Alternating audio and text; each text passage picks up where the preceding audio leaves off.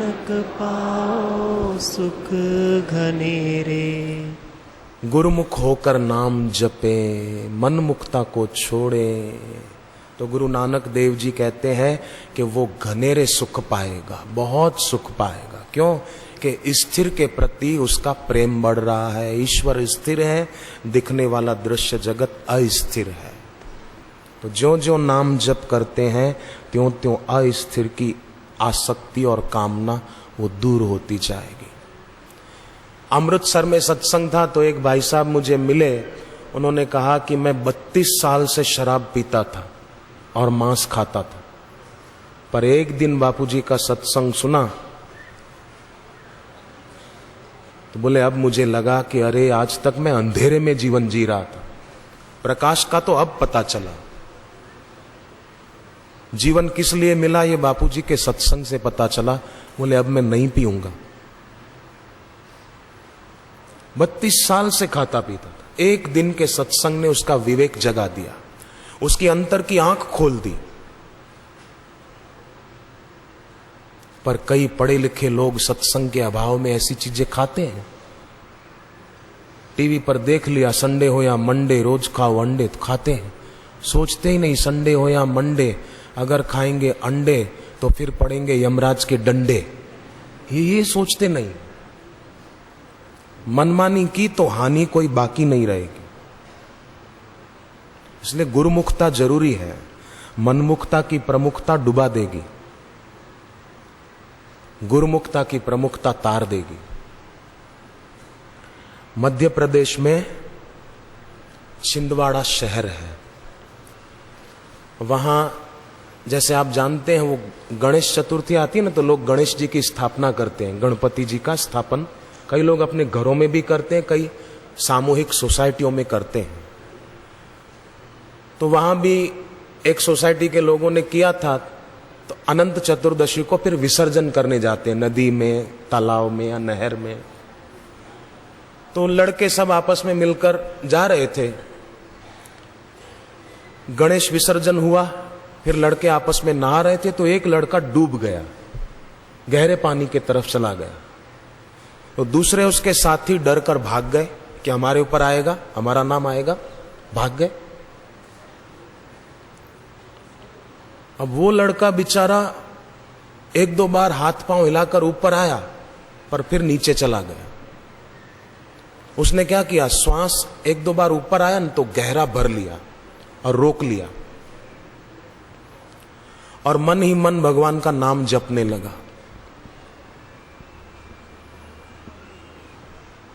अब कितनी देर जपे, दम घुटने लगा, ऐसा लगा कि अब नहीं रह पाऊंगा।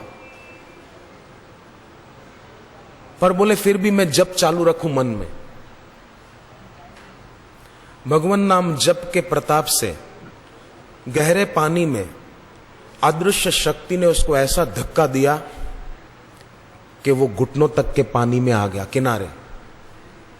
तो लोग जो दूसरे नहा रहे थे उन्होंने पूछा, भाई तुम कब अंदर गए थे, कब निकले, कितनी देर से थे अंदर? उसने बताया, मैं तो डूब रहा था, मेरे साथी पता नहीं कहां चले गए। तो बोले इतनी देर तुम कैसे रहे अंदर? वो बोला कि मैंने टीवी पर बापूजी का सत्संग सुना था कि गुरुदेव कह रहे थे श्वास गहरा लेकर रोको और मन में भगवान का नाम जप करो। मैंने टीवी पर सुना था बापूजी से, इसलिए मुझे वो बात याद आ गई। मैंने श्वास गहरा लेकर रोक लिया और जप करता रहा, और भगवान नाम की शक्ति ने मुझे किनारे लगा दिया।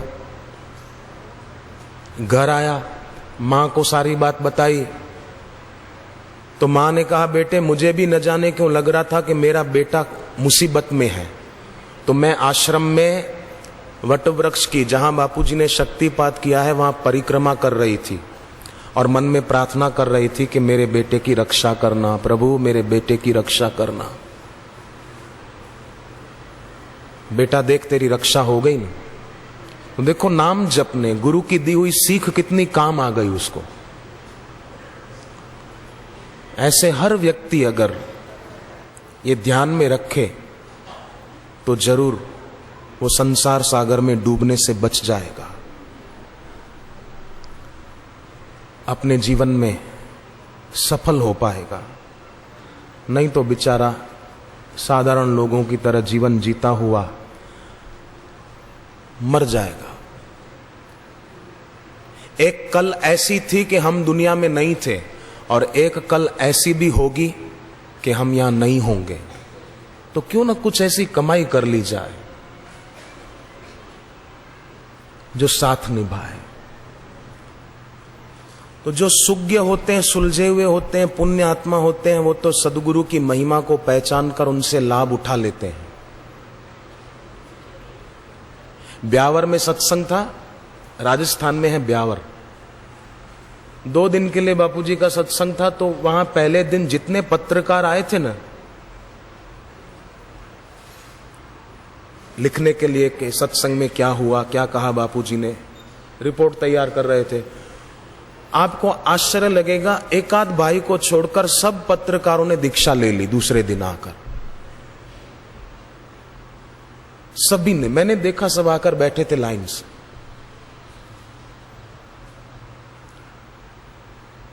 इंसान तो वो भी है,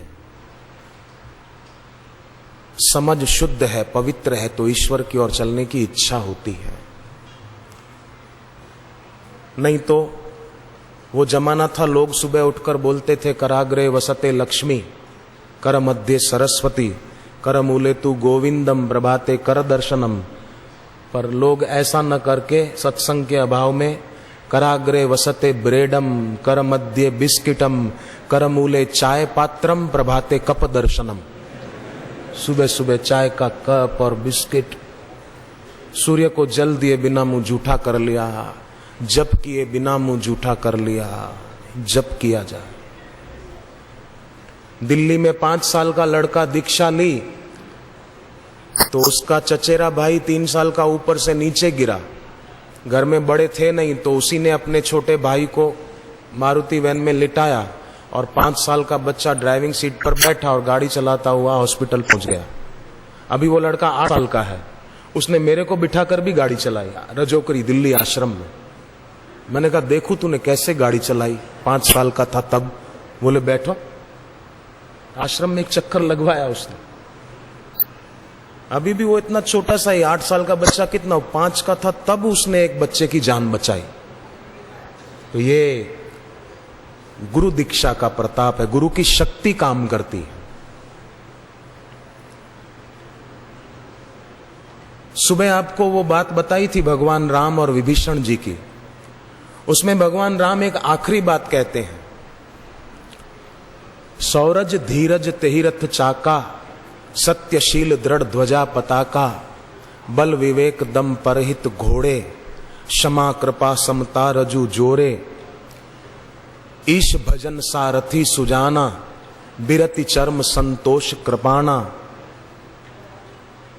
दान परशु बुद्धि शक्ति प्रचंडा, वर विज्ञान कठिन को दंडा, कवच अभेद्य विप्र गुरु पूजा। ये आखिरी बात राम जी बताते हैं। विभीषण, सदगुरुदेव की पूजा वो अभेद्य कवच है। वो जिसने धारण किया है उसको एक रावण तो क्या, सहस्त्रों रावण मिलकर भी नहीं मार सकते, नहीं हरा सकते। मैंने अपने गुरुदेव की पूजा रूपी कवच पहन रखा है। और जब भगवान राम रावण को मारकर अयोध्या लौटे, तब कौशल्या माता राम जी के तरफ देखे जा रही थी। लिखा है तुलसीकृत रामायण में, हृदय विचारत 12 कौशल्या मां के लिए, हृदय विचारत 12 कवन भांति लंकापति मारा। बार बार विचार कर रही है कि मेरे राम ने इतने बड़े लंकापति रावण को कैसे मारा। तब राम जी ने उत्तर दिया, मां, गुरु वशिष्ठ कुल पूज्य हमारे, इनकी कृपा दनुज रण मारे। गुरुदेव है ना अपने पूजनीय वंदनीय, उनकी कृपा से ही मैंने उन राक्षसों को हराया, मारा। भगवान राम के मन में भी अपने गुरुदेव के प्रति, गुरु के पूजन के प्रति, गुरु सुमरण के प्रति कितना आदर है। एक बार राम जी बैठे थे और गुरु वशिष्ठ जी पधारे। जो ही गुरुदेव पधारे तो राम जी खड़े हो गए, हाथ जोड़े, प्रणाम किया।